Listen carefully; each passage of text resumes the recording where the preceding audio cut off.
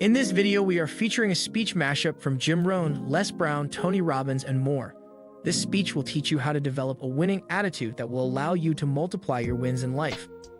For those who are interested in building wealth and investing, we have started another channel to complement this one.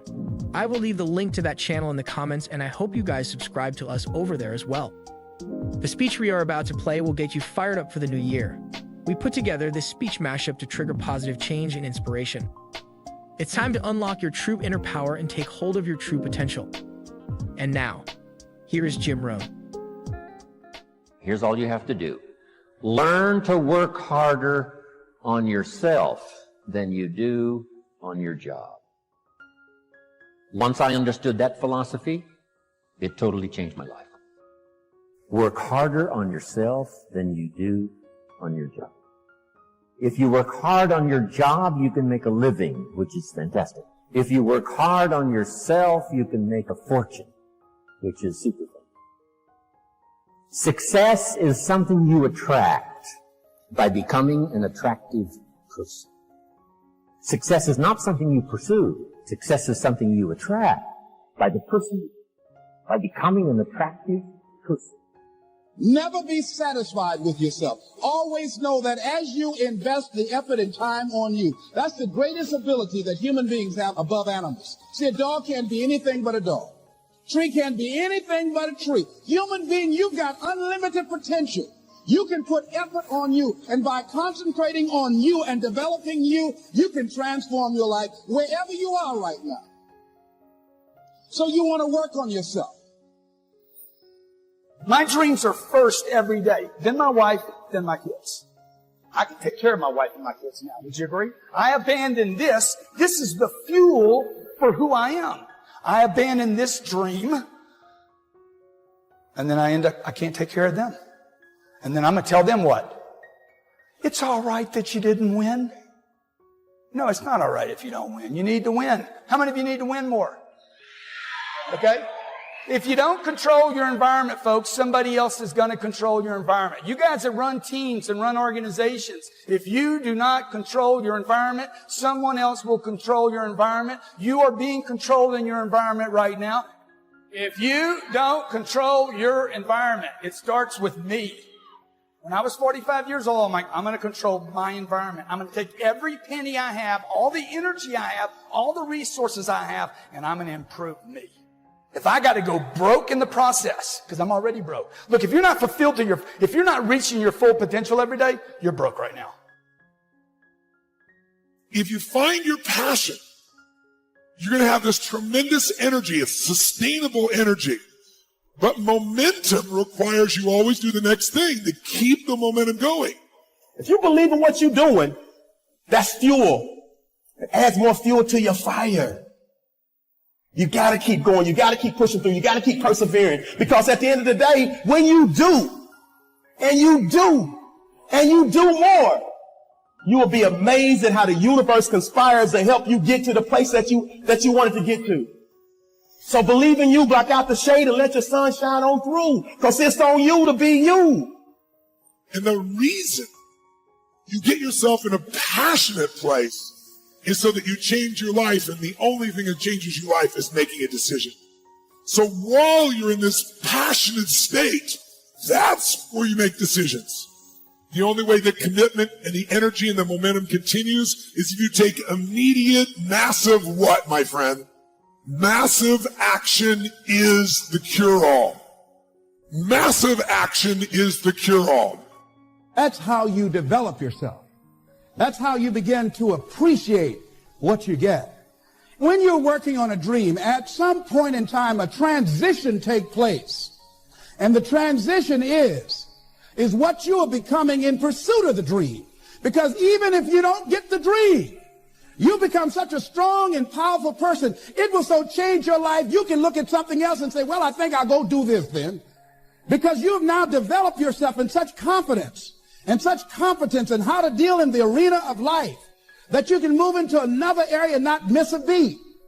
Once you begin to discover who you are, then you really realize how you have been given authority and dominion over everything on the face of the earth, including all the dimensions of your life.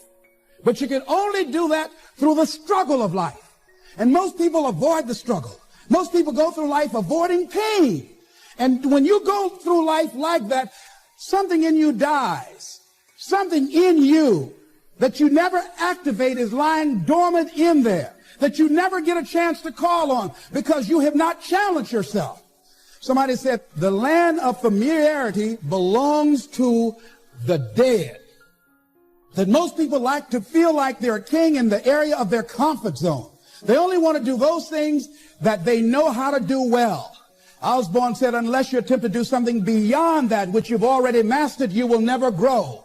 So if you want to begin to grow, you've got to put something out here that you can't reach easily, that has got to make you stretch, got to make you jump for it, got to make you get back a little bit and dig in so that you can take a leap for it. And maybe you jump up there and you miss it and you skin your knees and you come back again and you bust your lip next time. But you keep on, and through that process, you learn how to leap higher. You start challenging yourself to dig deeper, and then you discover some things about you that you don't know right now. Some talents that you have in you that you didn't know that you can do. If you want to begin to make your stuff happen for you, I think that it's very important that you start trusting yourself. Listen to yourself. Listen to that still small voice within you. Don't try and make everything logical. There's some things about life that defies logic, that you just can't explain how the outcome is going to be. I think that's why Paul said you've got to learn how to walk by faith and not by sight. That once you begin to trust yourself and your ideas and your instincts, life takes on a whole new meaning, because now I want you to do that feeling that you are led. Just feel, I am led. Ladies and gentlemen, don't give your power away. You don't need anybody to approve your dream. It was given to you. If they can't see it, it's because it wasn't given to them. It was given to you. Hold it, nourish it, cultivate it, work on it. It's yours. It's your baby. Work on it until it comes into fruition. I gave away my power, and I said, I'm not going to do that no more.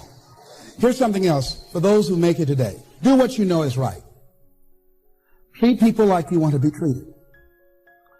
Don't try and take any shortcuts. Don't try and cheat. Pay your dues up front. I believe, ladies and gentlemen, what goes around comes around. You can pay now, or you will pay double later. So do the right thing. There might be a tendency sometimes, because of the negative part of our consciousness and our own programming, for us to want to say, well, I'll just do it this time. It won't matter. Won't nobody know. Ladies and gentlemen, everything matters. And you know you're somebody. You know.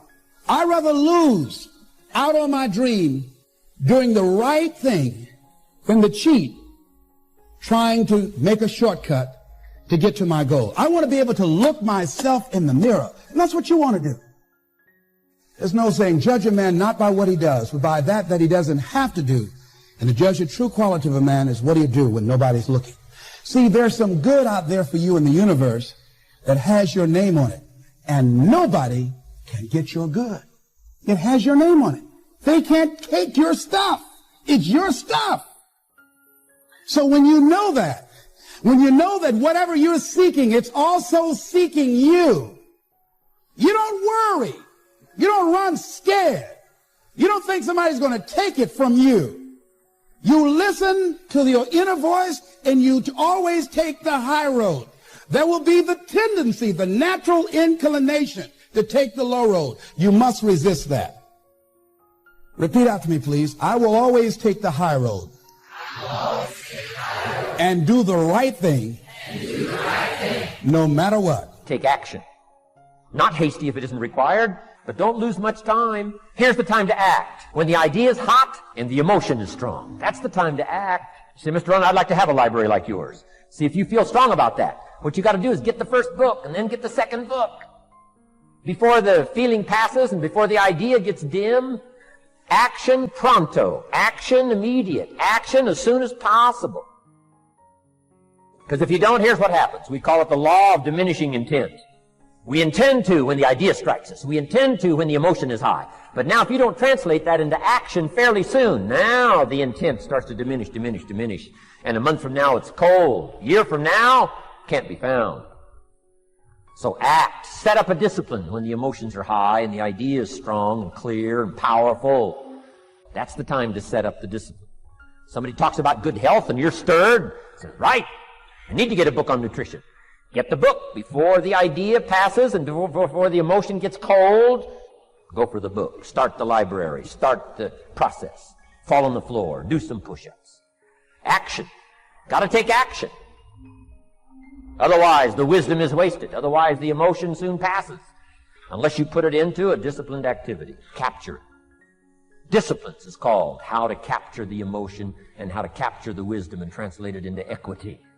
Disciplines. Now, here's what's important about disciplines. All disciplines affect each other. In fact, here's a good philosophical phrase. Everything affects everything else. Nothing stands alone. Don't be naive in saying, well, this doesn't matter. I'm telling you, everything matters. There are some things that matter more than others, but there isn't anything that doesn't matter.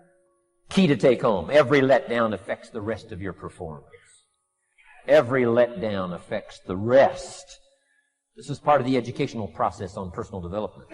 If you don't take the walk around the block, you probably won't do the apple a day. If you don't do the apple a day, you probably won't start building your library.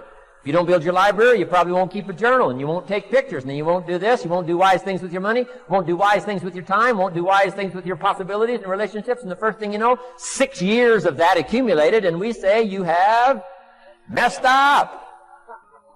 So the whole key to reversing that process now is to start picking up these disciplines. Now here's the positive side. Every new discipline affects the rest of your disciplines. Every new one affects the rest.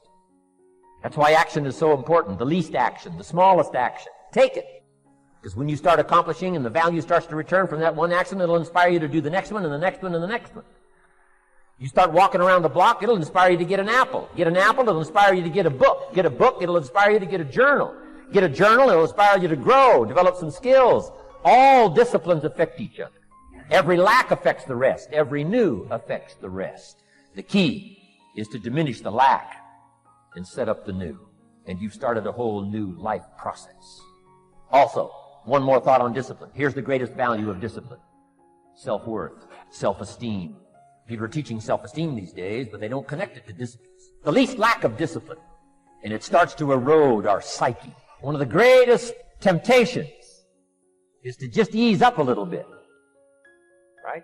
The slightest lack of doing your best starts to erode the psyche. Instead of doing your best, doing just a little less than your best. Sure enough. You say, well, it's just going to affect my sales. No. It's going to affect your consciousness.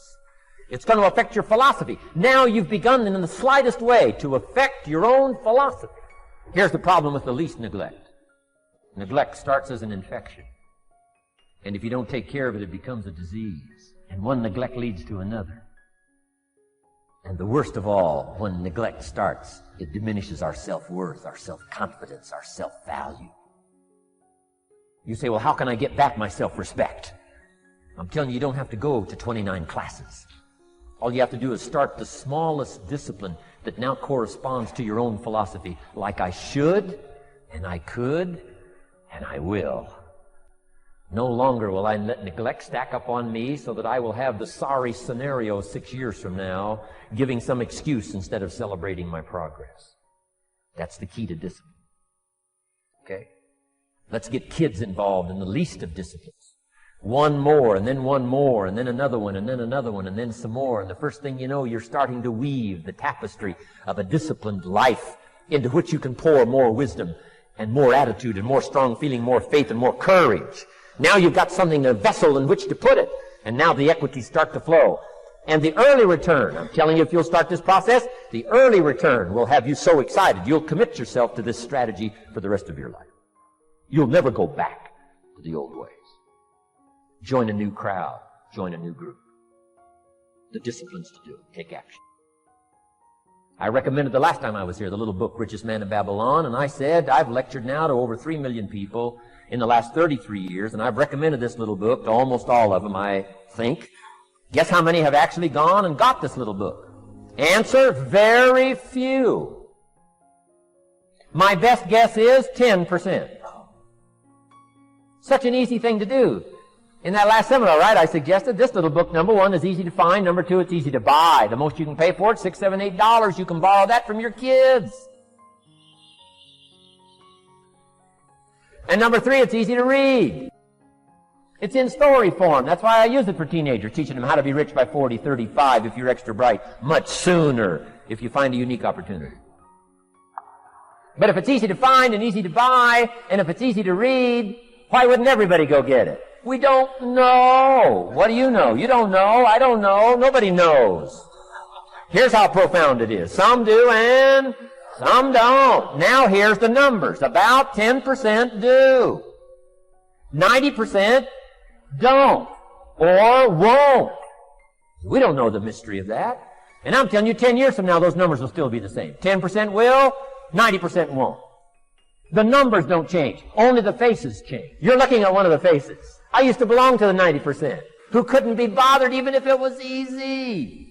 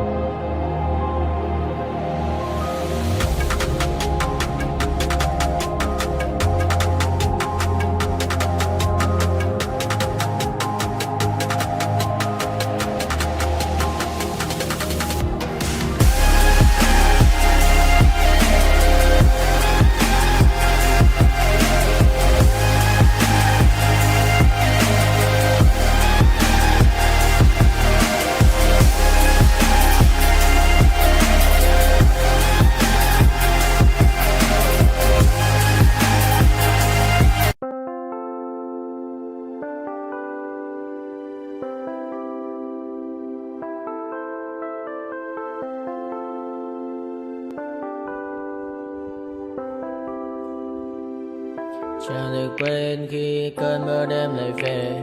Em đã quên lời thề và ta như đông chìm sâu. Không gần mới em anh nhận màu. Anh chỉ cần mơ đâu em bay.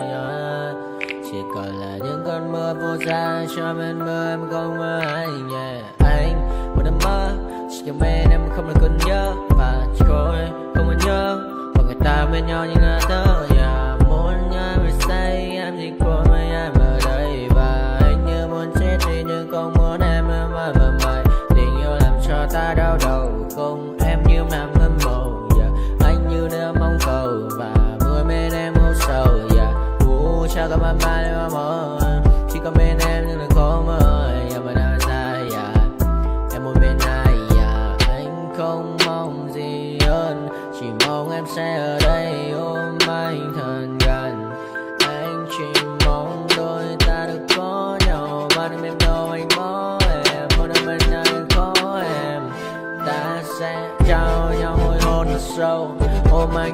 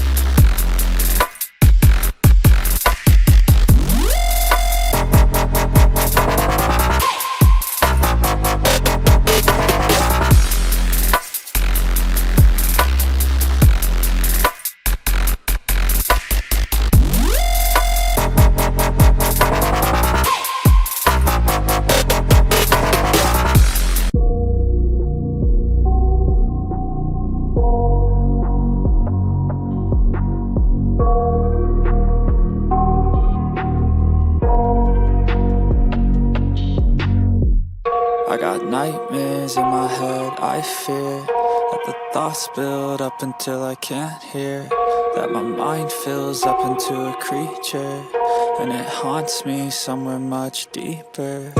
Anxiety, filling up every space, no privacy.